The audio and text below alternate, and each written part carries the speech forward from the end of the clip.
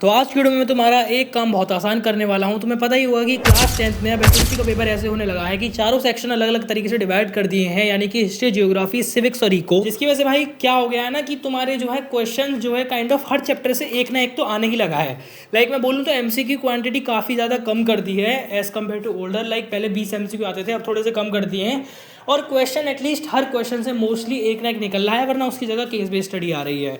और कई बार ऐसा मतलब ये तो थोड़ा रेयर होता था, पर हो जाता था ऐसा लाइक हिस्ट्री और इको में और लगा दिया तो उसमें से एक कर पाते थे। और लोग जो है ज़्यादातर हिस्ट्री के क्वेश्चंस को कम करके जाते थे और सोचते थे कि और में आ गया या फिर एमसीक्यू ज़्यादा आएंगे, लाइक कुछ ही क्वेश्चंस करते थे। लेकिन अब जो है हर चैप्टर से मोस्टली हिस्ट्री में क्वेश्चन आंसर आ रहे हैं।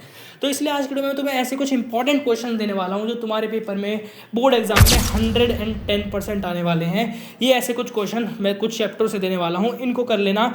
तो लाइक थोड़ी बहुत थ्योरी तो बैकअप के लिए पढ़नी ही पड़ेगी ऑब्वियसली, पर ये क्वेश्चंस मैं गारंटी दे रहा हूँ इस बार की तुम्हारे देखो। सबसे पहले मैं बताता हूँ चैप्टर नंबर 1 यानी कि नेशनलिज्म यूरोप के बारे में। तो देखो इसमें कुछ ऐसा क्वेश्चंस लाइक तुम पढ़ोगे मेन चीज़ पर आ साइड की जाएगी, पर पहले दो मेन टॉपिक्स बता देता हूँ जो कि तुम्हें भी पता होगा कि जर्मन और इटली की यूनिफिकेशन आ जाते हैं काफ़ी ज़्यादा। तो इनको तो कर ही लेना और काइंड ऑफ लाइक याद ही करने वाली चीज़ है, तो ये कर लेना। पर जो अभी लेटेस्टली क्वेश्चन ज़्यादा रिपीट हो रहे हैं वो वाले क्वेश्चन ये हैं कि इसमें क्या होगा, जो एलिगरीज थी मतलब हमारे डिफरेंट कंट्रीज़ की, जो कि मेराइने और जर्मेनिया वगैरह थी, इनके ऊपर पूछ लेते हैं। लाइक इनकी लॉन्ग क्वेश्चन आते हैं, 4 या 5 नंबर के आ जाते हैं कि इसके बारे में बताओ। तो उस तरीके से होगा, लाइक तुम क्या करना, सैम्पल में चले जाना और वहाँ पे मार्किंग स्कीम देख लेना उसकी, तो उसके हिसाब से तुम्हें आंसर लिखना होगा। इस तरीके से क्वेश्चन आता है कि उन एलिगरीज के बारे में बताओ कि कैसे वो अपने नेशन से कनेक्ट थे।